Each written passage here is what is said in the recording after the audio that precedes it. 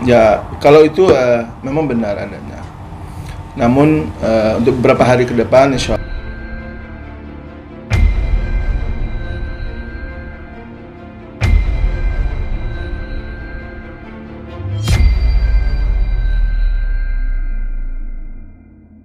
Perihal yang di Polda itu seperti apa sih kebenarannya? Iya, katanya tersangka, Bang. Ya, kalau itu memang benar adanya.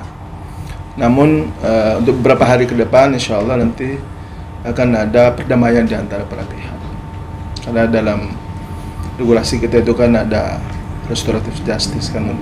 Oleh itulah kemudian insya Allah itu yang nanti akan ditempuh, dan mudah-mudahan semua pihak akan saling memaafkan satu dengan yang lain. Bang, sudah terjalin komunikasi, Bang? Ini yang kemudian insya Allah dalam waktu beberapa hari ke depan itu nanti akan kita ketemu untuk membicarakan itu semua. Jadi baru rencana untuk komunikasi gitu, Bang? Sebetulnya sudah ada sih komunikasi, tapi kemudian nanti resminya pertemuannya itu pada saat di mediasi nanti di Polda Metro Jaya. Mungkin apa aja yang akan disampaikan atau pertimbangan-pertimbangan yang akan disampaikan menuju perdamaian itu, Bang? Ya, biasanya kalau dalam fase seperti itu ya saling menyadari akan kekurangan dan kelemahan yang ada, sehingga ya biasa namanya juga manusia kan terkadang ada miss di antara kita. Karena itulah semua pihak mesti harus saling menerima antara satu dengan yang lain. Kalau memang toh itu masalah bisa diselesaikan secara kekeluargaan, kenapa mesti harus dia berlanjut sampai ke tingkat kepolisian maupun juga tingkat peradilan gitu. Dari Kabar Dinas sendiri seperti apa kalau komentarnya melihat berita tersebut? Ya, sebenarnya saya sebagai terlapor ya Bang ya, tetap mengikuti semua, tetap kooperatif ya, tetap kooperatif. Jadi setiap dipanggil sama Polda selalu hadir, dan kemarin juga ada bukti-bukti yang harus diserahkan, saya serahkan gitu. Jadi ya saya sebagai terlapor belajar kooperatif dan mengikuti semua yang diminta sama penyidik. Mbak Medina, ketika kemarin ramai berita Medina dan tersangka seperti itu, apakah ya sempat tertekan juga, kaget juga mungkin seperti apa sih ketika membaca berita-berita itu? Iya, kaget sih ya,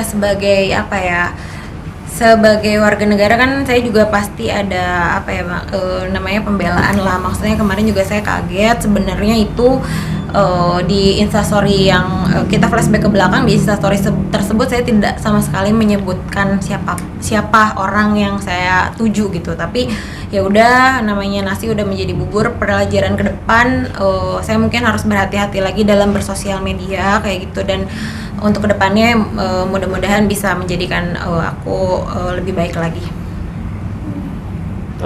Tapi komunikasi dengan Uci sendiri seperti apa kalian, atau kalian sendiri seperti apa? Sempat komunikasi, terus Kak Uci kemarin di Paris kan, jadi pertemuannya sempat tertunda, jadi agak mengulur waktu sampai dia pulang dari Paris. Jadi insya Allah minggu depan akan ada pertemuan diagendakan.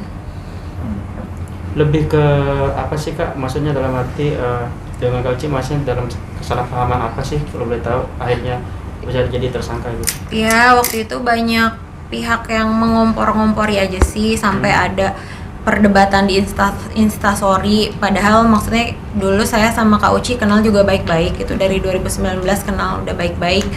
Jadi ya pelajaran aja ke depannya biar nggak terpengaruh sama omongan orang kayak gitu. Dengan masalah yang ada gitu kan, mungkin yaitu komitmen Mbak Medina sendiri untuk lebih berhati-hati menggunakan media sosial. Mungkin sekarang jadi lebih jarang megang medsos atau seperti apa? Masih ada tuh IG-nya masih ada, cuman emang IG yang awal nggak aku aktifin dulu karena kemarin udah 2 kali down. Jadi lebih agak kalem dulu, hati-hati, karena salah sedikit sekarang pada nge-report ya, serem gitu. Jadi ya kalem dulu aja gitu. Berarti yang verified ya, yang di yang verified udah 2 kali down bulan lalu. Nasihat Bang Jamal sendiri mungkin terkait penggunaan media sosial nih. Ya, sebetulnya setiap warga negara Indonesia ya, pengguna medsos ini kan kita punya hak untuk mau menyampaikan apa saja, tapi juga ada hal yang harus kita sadari bahwa setiap ada kebebasan kita di situ, ada pula hak orang lain yang harus kita jaga. Karena kalau sampai itu kita langgar, maka tentu konsekuensinya adalah hukum. Nah, saya kira semua rangkaian proses ini adalah menjadi pelajaran, bukan cuma hanya untuk Mbak Medina, tapi untuk siapapun, agar ke depan dalam menggunakan media sosial kiranya lebih berhati-hati, ya lebih banyak memberikan edukasi juga kepada publik, sehingga persoalan-persoalan seperti ini ya sekiranya tidak sampai terjadi dan menyita waktu untuk semua pihak.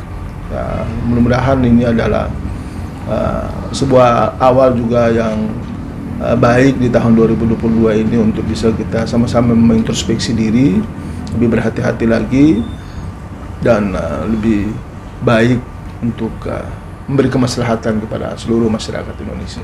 Bang, artinya kan nanti akan menjalin komunikasi sendiri. Mungkin seandainya pihak sana memberikan poin-poin tertentu, mungkin ada kesiapan dari pihak Kak Medina atau Bang Jamal sendiri. Insya Allah, mudah-mudahan kita siap lah.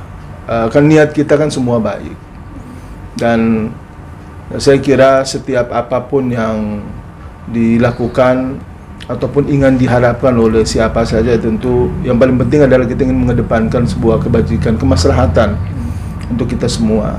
Ya karena itulah ya, kami juga selalu siap lah kalau sekiranya ada harapan-harapan apapun yang ingin disampaikan, dan itu bagian dari komitmen kita untuk mesti harus kita lakukan, ya maka tentu akan menjadi ya sebuah hal yang pasti akan kita lakukan. Bang, ini kan juga perkaranya di Polda Jakarta ya. Kalau tidak salah juga Kak Medina juga ada di laporan di Jawa Timur, Surabaya. Itu seperti apa? Apakah memang akan dikomunikasikan juga, akan berdamai atau seperti apa ya?